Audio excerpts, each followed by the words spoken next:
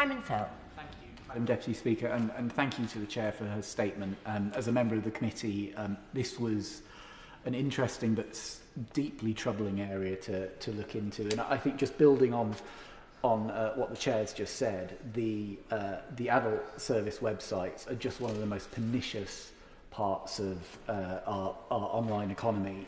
The Home Office said that they're the most significant enabler of online exploitation, and we heard evidence that those who do engage with law enforcement, which isn't all of them by any means, can show pitifully few results in terms of that engagement, in terms of identifying trafficking, helping those individuals, reporting through to law enforcement.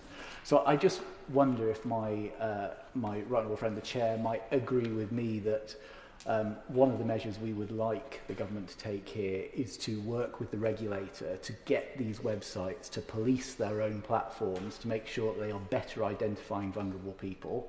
And if they fail to do so, for the government to work with the regulator to make sure that they are forced to do so.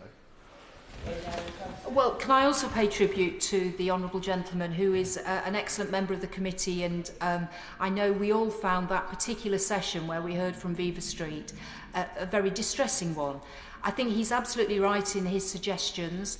I would go further and say that I'm old enough to remember when there was a problem in phone boxes, that there used to be these little cards that were put in phone boxes where pimps would advertise women for prostitution, and the law was changed, so that's not allowed. So offline you can't do that, but online these adverts are still legal, and that needs to be addressed. And it's part of our bigger discussion, isn't it, about the online world, and where there is abuse and criminal activity going on. I hope regulators would certainly address that. But I certainly think that, as the Minister's here, that I'm hoping he will take a very good look at this and see what more can be done, perhaps by this House.